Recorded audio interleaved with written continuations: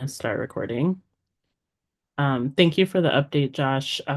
Just speaking on Spiritware, Jody and Elizabeth aren't here today, but they are planning to distribute the new Spiritware that's been purchased by next Friday. And it'll be distributed to archers, so we should be getting that soon. Thank you so much, Josh. I don't know what ATAC is going to do without you, so if anyone on this call wants to step in to the huge role that Josh has played as treasurer, please reach out. Yeah, I'm happy to meet with anybody and mentor through or whatever the case may be. Unfortunately, according to our bylaws, I'm not allowed to keep doing it if I don't have a student. Mm. So you just need a new kid, Josh. Or new bylaws would New probably be bylaws. more likely. We could, yeah, yeah. Let's chat about that because I think you've been amazing. Sure. Um, I am going to turn it over to Dr. Van Leer for her update. Fantastic. I second that, Josh. Let's change the bylaws.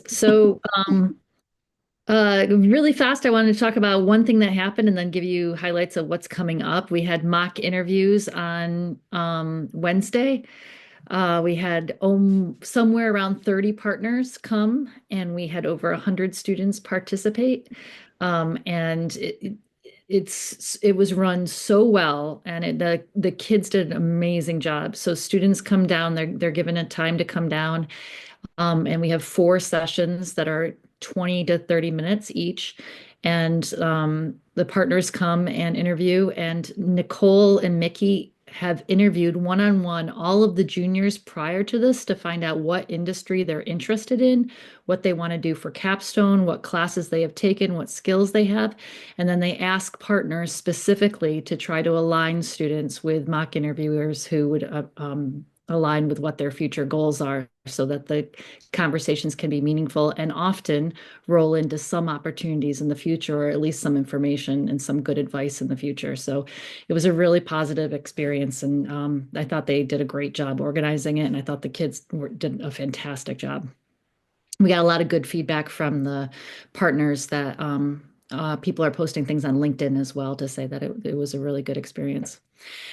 Cultural night is next Friday. I'm going to send out another email tomorrow for people to sign up and volunteer to make food. So if that's anything you'd like to support, we do need food. So look for that sign up genius coming tomorrow. We're looking for any kind of food to make the night a big party. So if you're able to help, even if you can't come but you want to donate food, that's an opportunity. And then Admitted Families Night. This is for all of the new families. It's going to be on April 10th, and I'm sending out information to students tomorrow to volunteer so that we can get lots of students there. This is the night that we separate the students in one group and keep the parents together in the commons, and the students get to go and meet each other and do some community building activities. And then the parents will stay in the commons, and we'll have some opportunities for people to ask questions and meet each other and mingle. And we would love some of you there if anybody wants to volunteer to be there. And Steph will talk a little bit more about that too. But it's not a heavy lift. It's just a chance to be social and answer questions and talk to people. So we'll ask for a certain number, but we'll take more than what we're asking for if you're willing to come out and spend some time with us on April 10th.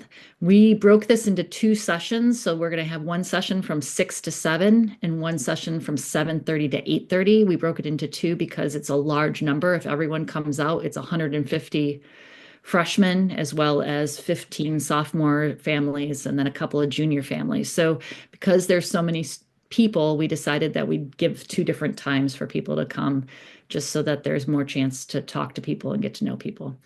And then I included the end of the year, just a really quick overview of what's happening at the end of the year so people can put it on their calendar if you'd like to.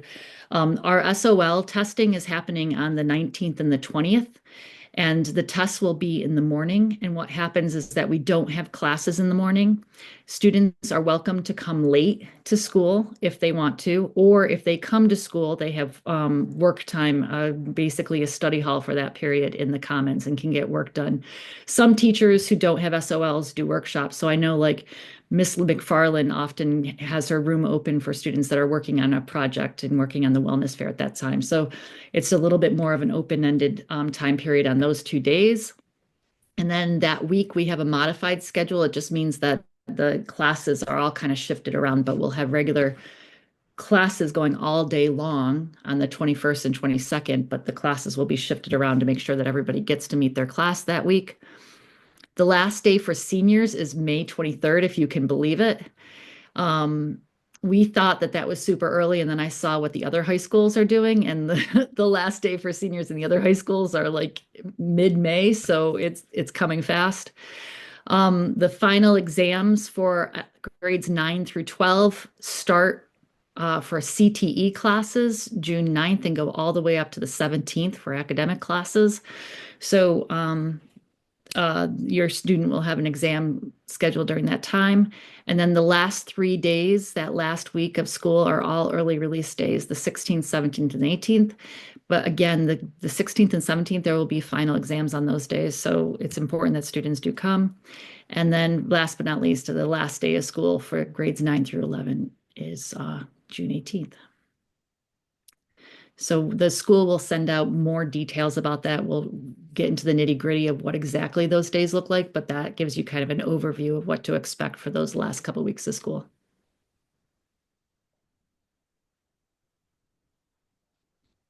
I hope Any, that's helpful. Any questions?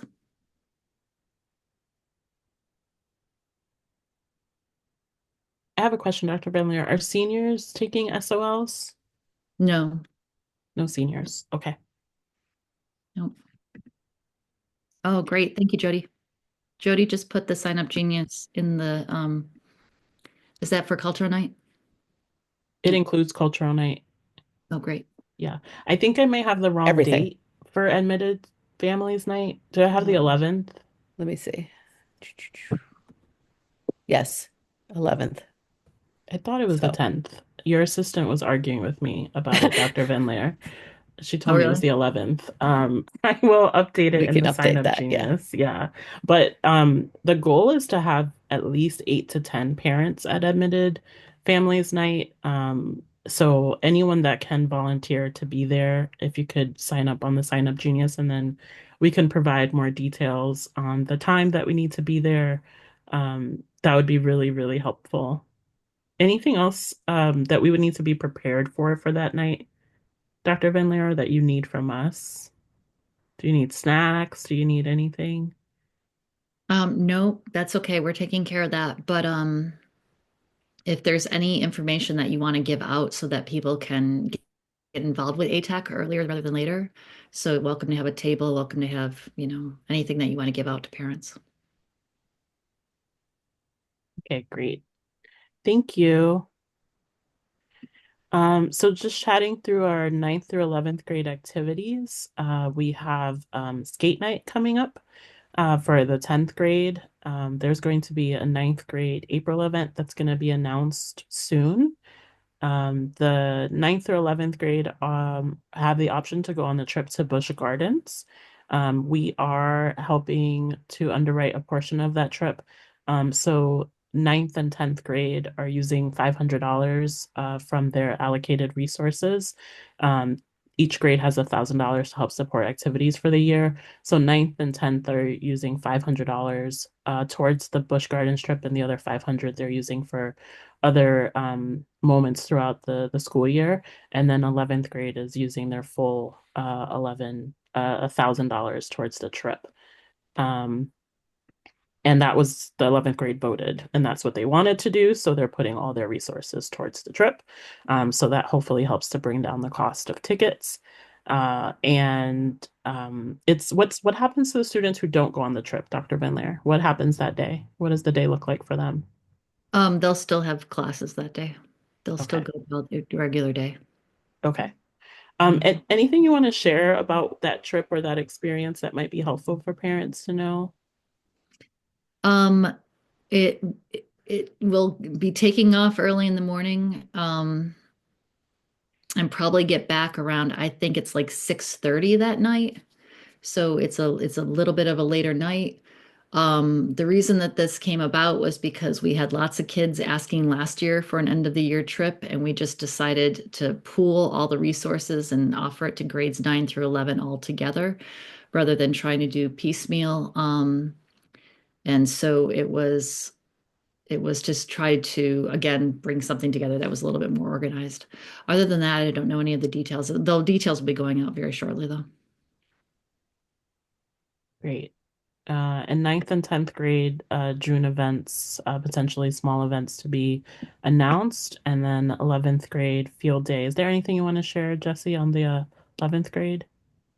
No, it's going to be a very simple event. The kids who are representing the 11th grade decided they just wanted to take balls and uh, play, be just hang out, have some free time together. So yeah, no other updates. We're still trying to nail down the place. We wanted to go to um, the oh my gosh, Walter Reed. Walter Reed, but they're actually redoing all of the green space because they're widening or making pickleball courts. So I've sent in a request immediately to TJ Community Center. They said they've received my application. I followed up again today to ask for a response, but I'll call them tomorrow because time is of the essence. Awesome. Thank you. So 12th grade. Ooh, 12th grade. They're playing Assassins. What I don't even know what that means, Dr. Van Leer, but there's fun things being posted on Instagram. Yeah. Um, So they've got little water squirters that look like extinguishers, fire extinguishers. They're very small, they're cheap. And if you get squirted with water, so what happens is you get a name of someone in your class. So everybody who wants to play says that they'll be part of it. You get a name. Nobody knows who has their name. And if you get squirted by that person, you're out. But there are safeties every day that you can do in order to be able to be safe, and they're very silly. And so, one day it's walking around with a whisk and a bowl and you have to be stirring all the time. And if you stop stirring, then you could get hit. Um, and the best one was that you had to hold the hand of an underclassman. So the seniors were running around trying to find an underclassman to walk them to class. There are safety zones. They can't play in classes. They can't play in the library. They can't, there are rules for it. And yeah, and it's been, like it's something that's popular across the country, and sometimes it can go, it can take a turn for the worse, but our students are doing an awesome job with it, and it's very funny, and it's been a lot of fun. And the person who I had my money on already got out, so I lost the bet, the faculty bet. but you can also buy your way back in. I saw a post about that this weekend. Yeah, you can buy your way back in at different times, so it goes on forever. That No, sounds just one lovely. time. You can buy back one time. Okay, you can buy it back one time. Wonderful. And I asked what the money was being used for. It sounds like the winner gets the money. Hmm. It's pretty cool. Yeah, and I want to underscore that this is student run, that like we don't say no, but we don't say yes. So it's student run. Awesome. So lots of dates coming up for the seniors. Tomorrow's the deadline for caps and gowns to be purchased. I'm guessing we're doing good with those numbers because I haven't seen any emails with reminders. And Dr. Van Leer, we did help to cover a good number of cost for cap and gowns with donations, right? Yes. And Okay, everybody who asked for a cap and gown got it paid for. amazing. And these all these dates are on the senior website, on the senior landing page, under parents and families on the Arlington Tech website. Are there any questions regarding 12th grade planned activities?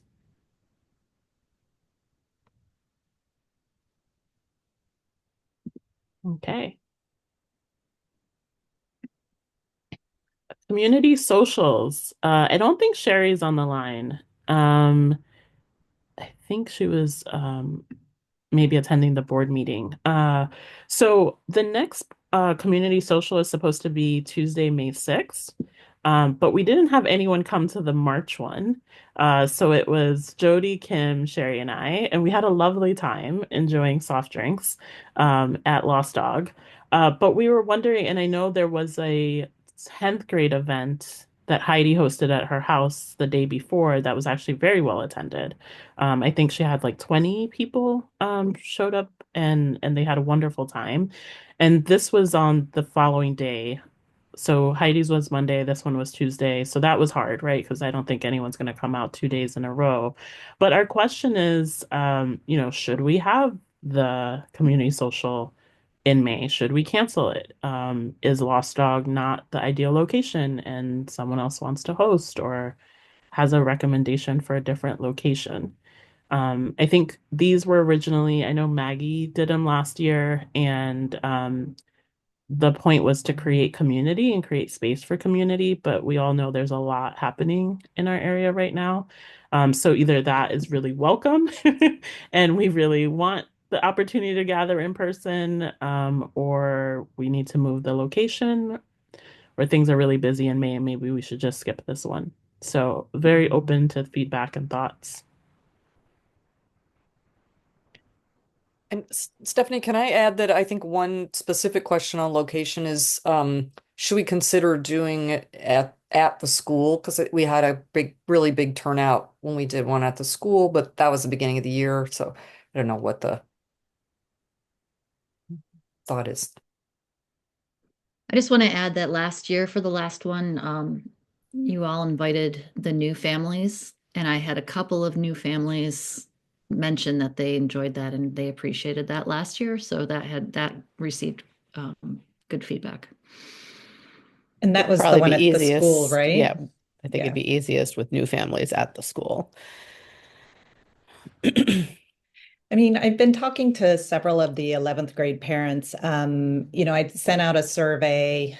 Only three parents actually fed into the survey. So I tried, getting around and talking to a lot of people. And for them, they're just so busy. They didn't want to have any separate adult night. They feel guilty for not joining, but yet they can't really squeeze it into their schedule. And so that's why I kind of had not pushed it further because I get it. But I think it's a great idea to have maybe if we had one with new parents. New parents are always excited and they want to join in. Maybe more non-new parents might also want to join and share their experience.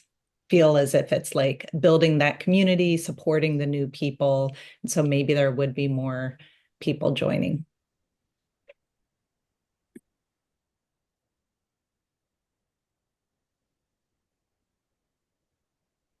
That makes sense to me. Anyone else have any thoughts or suggestions? Hey, it's Kara. As I was sitting here thinking about it, like when it's convenient for parents, I don't know how many like community bus stops we have. But I wonder if, people would be willing to host maybe like a, box of Joe one morning at the bus stop. Because I know like where my son picks up the bus, a number of parents drive their kids to the bus stop, and maybe people can spend 20 minutes having a cup of coffee and socializing. Yeah, that seems like it would be a really good idea at the beginning of the school year too, especially as new ninth grade families are dropping off at the bus stop hubs. Yeah, that actually would be a good idea because then you also meet people like in the neighborhood so that, if your kid ever needs a ride or something. Mm-hmm. Yeah, I love that idea.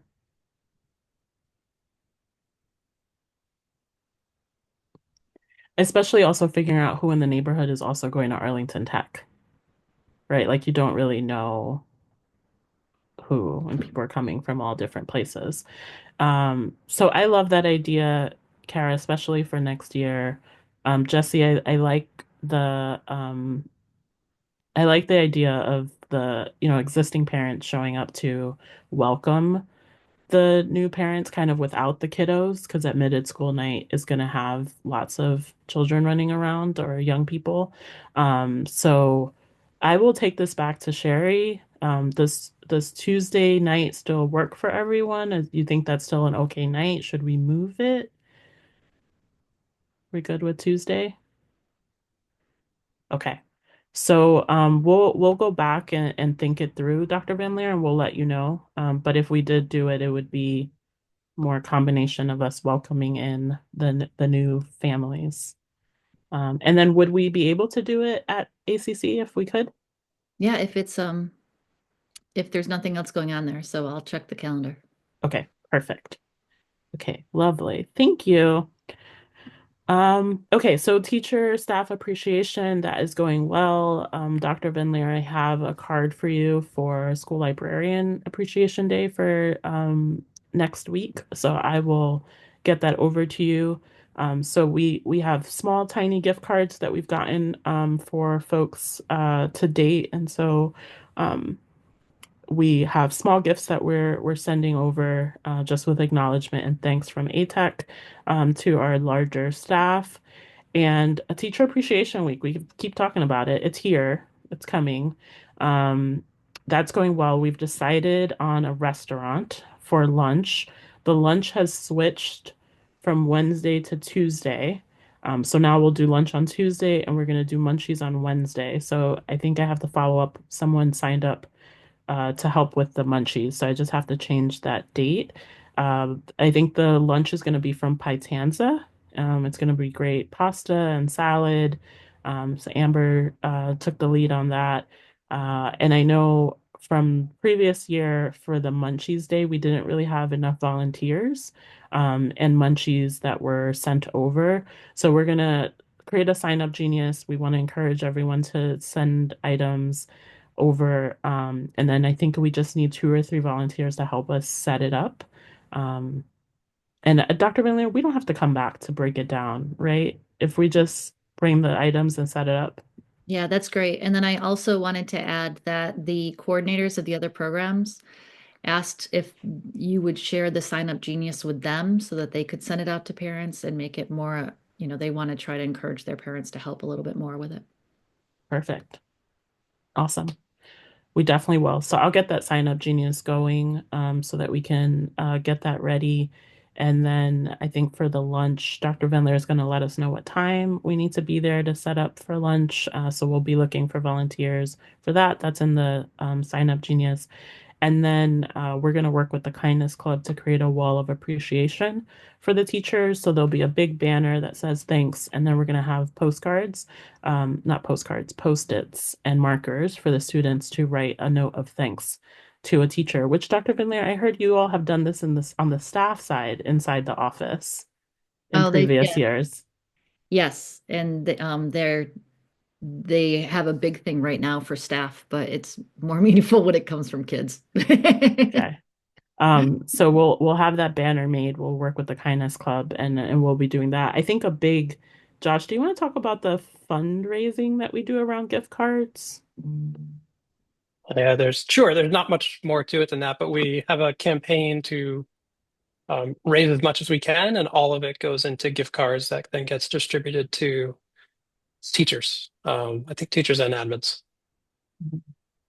And I think we're going to try to start that a little bit earlier. So we wait until we kind of run the fundraiser for gift cards so parents and families can contribute to give an extra gift card. And then we take whatever that pool is and then we divide it amongst the staff. And this is Arlington Tech staff or ACC teachers or staff that work directly with our Arlington Tech students. So that's about 80 folks. So look out for that in your inboxes. And And last year our target this year is 3,500. Last year we raised a little over 3,400, which went a long way. it really is, it goes a long way, and it's a great surprise for teachers. They really, really appreciate it. So thank you.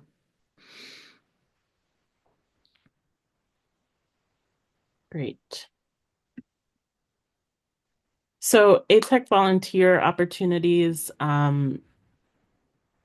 Jody put the link. Jody, if you could drop it again, because we had some folks join after you dropped the Sign Up Genius link. We have a ton of events coming up.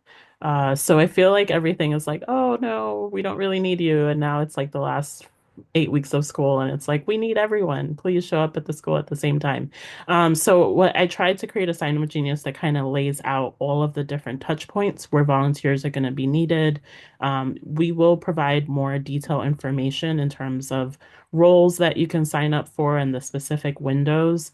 But I figured it was just helpful to kind of look across between now and the end of school year, and so that you can see, based on your schedule, when might work best for you, to help volunteer for some of these activities. Yeah, and Stephanie got this wrong. So 410 admitted school students night. And I think priority cultural night, we only need 3 volunteers. And then admitted students night, that's the biggest one where we're looking for 8 to 10. So love for you if you're able to be there. Or Jesse, do how we know if all students who applied got in yet, or are there going to be some admitted over the summer? So there's always some admitted over the summer because some seats always open up as people change their plans or move. But that's usually, it's going to be like onesies and twosies this year. We hit 150 at the start of March, and it's remained constant. I think we had 2 movements so far. Do we have a table at admitted students night for ATAC? That's, yes, our upcoming chair, you can have a table. I mean, that's literally Those how are I your got parents. corralled into ATAC was when I was at admitted students night with my kiddos. That's how I started in this little journey. So was walking up to the ATAC table. So I figure we might as well have a table. Yeah, I have a table. And there was ATAC swag. I don't know. I seem to recall, but there was some sort of swag standing around. People, Maggie was standing there. That's all I remember. Wonderful. We'll have our new swag too Yeah. in time for that. So, Mhm. um, wonderful. And I think I may have I'll just skip here. Jody's Yeah. our new chair. Yay! Unless We somebody have a else wants to, chair. right? No. Well, thank you, Jody, for volunteering to be our chair for next school year. Jody and I have actually been working really closely together the past couple of months. What do you call it? The shadow? Yeah, Shadowing. shadow. Yeah, so she shows up to any call that I'm on. It's really great. So we have our chair. And we have quite a few senior parents in volunteer and roles that I think we'll need to backfill. So Josh, treasurer, super important role Please. um, that we're gonna change our I'm not good at that bylaws stuff. for. I mean, Josh is like key. Like, I don't even have to think or worry about the budget because I know Josh is on top of it, and that's so helpful. And then Jody and Elizabeth on the Spiritware side, they both have seniors, so there'll be a transition there. So the areas that we know we need support on, I'm not sure, if you're in a role and you either want to continue it or you don't, like now's a good time to share that. Yes, rising sophomore parent for treasurer, I fully support Jesse because it's an important role, I think, to have year over year. Um, so teacher appreciation, community socials. I'm not sure if Sherry wants to continue. Kim did an amazing job with fundraising. So Kim, you let me know if you want to continue. We have I'm happy to share that responsibility if somebody wants to be the lead, but yeah, we can let's see. But I would encourage anybody that's interested to, to say because I think that I think that it's good if there are other folks that are interested, but and Kim, can you just share like the time commitment if someone's interested in that role? that's a great question. It was so there's kind of very specific what do we call it, the no fuss fundraiser, like at the very beginning was the main, that was the main role that was kind of handed to me. And so getting organized either like at the very end of the year or a little bit in the summer, like just the week, a couple weeks before school starts, was helpful, I would say. And then it was just that first like mostly September, and I think maybe we went a little bit into October. Um, but that was kind of the key thing. And I can look, I have lists. That's helpful. And Jesse, you did the welcome. Do we still have Jesse? We do. You did the welcome meetup this summer. Yeah, that's right. I don't mind doing that. It was fairly easy, and I think a lot of people had. I think it was a lot of fun for the freshman kids. Okay. Okay, great. And I don't think Jody can be secretary and Facebook group manager and chair. No, Mm, please. Um, that's fair. that, yeah, those might be too much. So, we will need a moderator for our Facebook group. And I will say Jody has been amazing as secretary and just super, super helpful without me even having to ask, which I think is amazing. Jody, do you have any thoughts in terms of like time commitment or the level of effort as secretary, if there's anyone on the call that might be considering it? Um, yeah, the Facebook portion that I felt really sort of fit with the secretary, that we can almost lump in as a part of the job, in my opinion, was really putting out updates. I really followed along with Dr. Van Leer's updates anytime that there was meaningful things for ATAC on there. I would copy and paste out onto Facebook. So that's sort of the weekly kind of things that come out, and it's a pretty easy bump. We always have sort of an influx of new members at the high points of the year when we have new parents. And then we have a lot of spammers, some weirdos who, there's just bots and things that come out every once in a while that are not real. And I can teach you what those look like. Um, they're pretty easy to spot. And so that doesn't really take up a whole lot of your time. It depends on how often you're on Facebook. Like me, I'm a little, on too much social media all the time. So and then the secretary portion that's sort of separate is really just kind of preparing the slides for these monthly meetings that, Steph and I kind of worked pretty closely together. Sort of, she'd give me an agenda um, the day before or, even the afternoon before sometimes, and helping to kind of create a shell for the slides that she could kind of tweak, as we went along and kind of get things ready for the meeting beforehand. And I think that was a really good flow that we would kind of bounce things back and forth just to get things ready for the meeting and then taking the notes during the meeting. So anything that wasn't really directly on the slides, things that are discussed during the meeting, and trying to take as best I could an attendance of who's at the meeting went based on the names that are on the Zoom slides, the Zoom names, and trying to send a thank you note afterwards. So, none of that takes a ton of time, but it really kind of comes in those little clumps, monthly little dashes here and there. And Jody's being generous. I sometimes send her my agenda at 5 p.m. when the meeting's at 8. And she graciously puts the deck together very quickly. And that's all on Google Slides, so it's we can work in the time, together at the same time. So it's easy to do. I think teacher appreciation is one.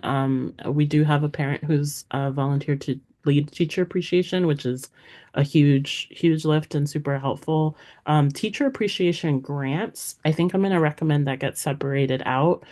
So that's just at the beginning of the school year, making available the grants that we have for teachers. So creating a forum to accept those grants and then coordinating with the teachers and approval and getting those resources to them. So that is an area that we're going to need someone to help with as well. Please feel free to email me, chair@arlingtontech.com, if you are interested in any of these roles. And I'll have a sign up form that I'll follow up with as well.